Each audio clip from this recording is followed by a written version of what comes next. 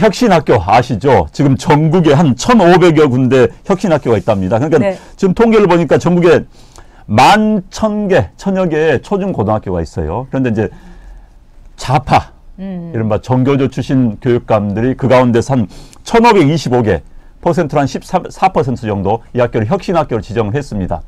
그래서 뭔가 혁신, 말 좋지 않습니까? 혁신. 기업도 혁신해야 되고 국가도 혁신해야 된다. 좋은 말인데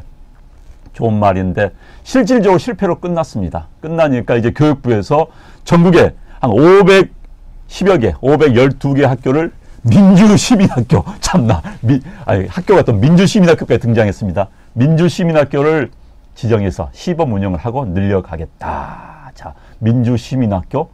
뭐 좀 이상하지 않습니까? 여기는 이제 학생들이 참여하고 의견 발표하고 하는 이제 정교조식의 학교 운영해 보겠다 이런 겁니다. 네, 뭐 복잡하게 민주시민학교라고 길게 말하는 이제 홍위병 학교 이렇게 딱 하면 됩니다. 이건 또 유겐트 학교라고 그래요. 그러니까요. 네. 지금 김양성 님이 25,000원을 슈퍼챗으로 쏘아주셨는데 네. 이거 아닙니다. 저는 2,500원 그게 너무 감사해서 네, 막 네. 했는데 너무 무리하시지 마시고요. 그리고 진짜 액수가 감사합니다. 상관이 없습니다. 저는 마음을 따뜻하게 받겠습니다. 정말 네. 감사드립니다. 네. 그리고 더 열심히 진짜 네. 공부하고 저희가 노력해서 좋은 방송 여러분께 드리겠습니다. 근데 제가 이렇게 네. 보니까요. 이 홍위병 학교, 민주시민학교 네. 여기 벌써 교과 과정이 다 나왔다고 그럽니다. 네, 네. 그러니까 원래 뭐 이 민주시민학교는 종래의 커리큘럼과 달리 강의에서 토론으로 가고 그다음에 학생들의 자발적인 의견으로 운영되는 학교인데 정말 이 학교 가게 되면 온 나라가 지금 들쑤시고 이 혁신학교에 의해서 민주시민학교에 지정되면 엄마들이 진짜 펜발 들고 횃불 들게 생겼는데 제가 보기에는 국어 시간은 이제 대자보 작성이라든가 연설문 이 작성으로 갈 것 같고요. 미술 시간은 벽보 제작 이걸로 갈 것 같고 그다음에 화학 시간은 화염병은 어떻게 만드나 이걸로 갈 것 같고요. 그다음에 물리 시간은 촛불은 얼마 동안 탈 수 있는가. 대단하십니다. 이런 커리큘럼으로 갈 것 같습니다. 네. 그래서 여러분 정말 이거는 큰 문제가 있고 제가 보기에는 정말 정교조들이 활개를 쳐도 이렇게 활개를 칠 수가 있겠는가.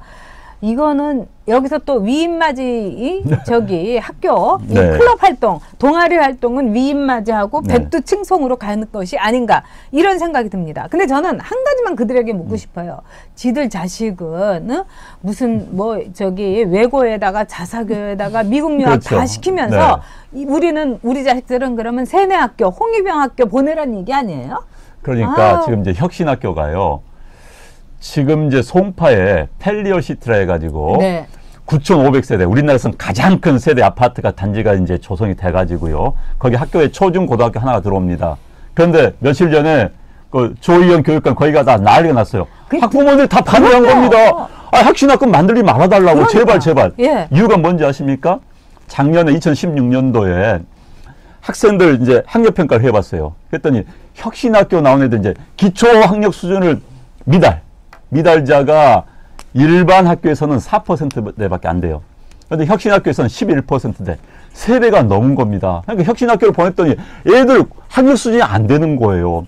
학부모를 다 합니다. 게다가 그런 학교에서는 정교조 출신 교사들을 그냥 휘젓고 다니는 거예요. 그래서 학부모들이 누구보다 민감하죠. 교육에 대해서 사실 학부모만큼 관심 있는 분들이 안 계세요. 왜? 내 자식을 맡겨놨기 때문에. 그런데 학부형들이 이건 아니다. 그래서 들고 일어나서 혁신학교 반대하고 있는 겁니다. 그러니까 이제 안 되니까 이름을 슬쩍 바꿔가지고 민주시민학교? 국민들이 바보입니까? 야. 그리고 이제 이혜자님이 홍위병은 그 부모도 비판하고 부모도 이제 인민재판에 걸었다 이러는데 맞습니다. 여기서 이 토론이라든가 또는 진영 논리를 이 어린 친구들한테 이렇게 세뇌를 시키면은 진짜 홍위병 만드는 겁니다. 그래서 제가 아는 분이요. 이 혁신학교를 이렇게 막 추진한다니까 홈스쿨링을 하든지 이민을 가든지 이 선택을 해야 된다. 2가지 중에 선택해야 된다. 굉장히 진지하게 말씀을 하셨어요. 진짜 제가 보기에는 이 사람들이 아주 피바람을 몰고 올 거라는 생각이 들어요. 홍위병하고 똑같습니다. 그러니까 지금 이제 세대가 이제 30대 애들 같은 경우는 이른바 지난 10년 과거 10년 진보 정권, 좌파 정권 때 교육을 받았던 분들이 나와 있지요. 게다가 네. 또 그 전에 누굽니까? 이해찬, 네. 해찬 세대. 학력이 굉장히 떨어졌죠. 네. 그 당시에. 하나만 잘하면 된다 했더니 하나만 잘하게 됩니까? 우리가 교육은 두 측면이 있습니다.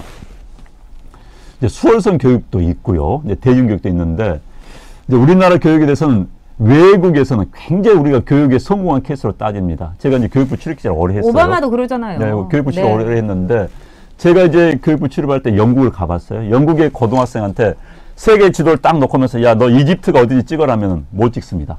과거 자기들의 식민지 국가는 마찬가지였던 이집트를 못 찍어요. 바로 영국에서 배우 가깝습니다. 한국의 고등학생들한테 이집트는 찍어냈습니다. 그걸 이제 영국의 교육부 관료가 저한테 이야기를 하더라고요. 네. 한국은 성공한 나라다. 국민 보통 교육이 성공한 나라다. 맞습니다.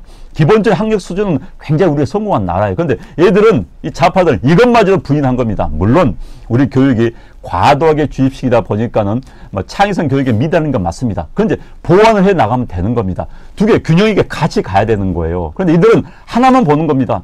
자꾸 이 사람들한테 말하는 게 세상을 외눈박이로 보지 말라는데, 이들은 교육도 외눈박입니다. 왜?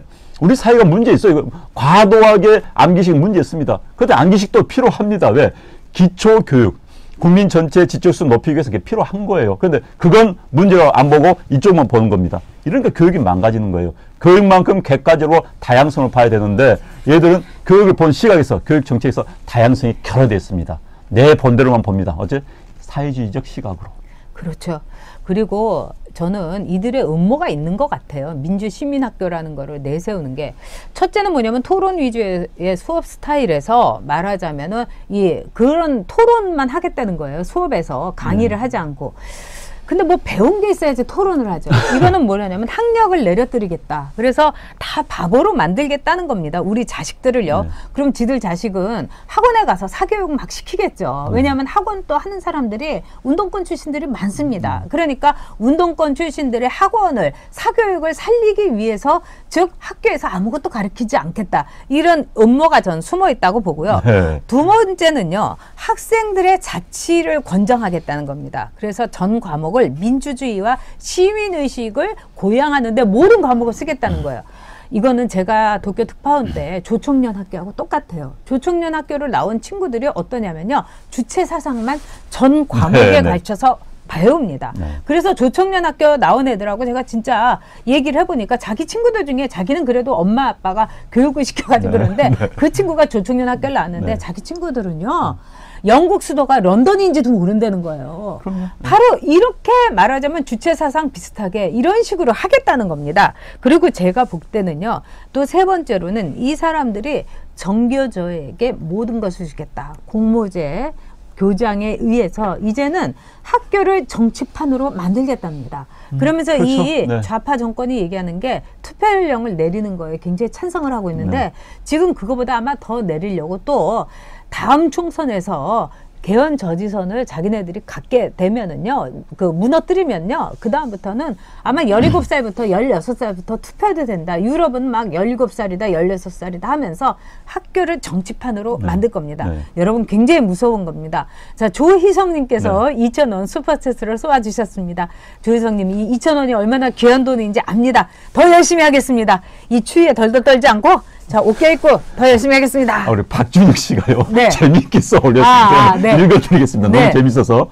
뭐 동의한다는 이야기는 하지 않겠습니다. 네. 좌파 교육의 대표적인 실패 케이스가 김재동이라 생각되면 하면 됩니다.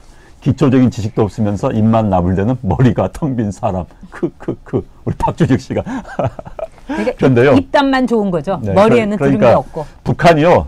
토론 교육 잘 시킵니다. 그렇죠. 북한 사람들하고 토론하면요. 우리가 100점 100패합니다. 왜? 토론만 시키니까. 게다가 자아 비판까지 시킵니다. 저는 이렇게 하다가 어디까지 갈지 모르겠는데, 물론 토론 교육 중요합니다. 저도 뭐 공부해 보면요. 또 미국 가서 보면 얘들 토론 교육 시켜요. 필요합니다. 그러나 이들이 토론 교육 시키는 게 과도하고 지나치니까 문제가 되는 거고, 방금 말씀하신 것처럼 어떤 목표가 있는 것인가. 이것도 우리가 지금 굉장히 궁금한 거예요. 지금 그래서 교육은 정말 신중하게 접근해야 됩니다.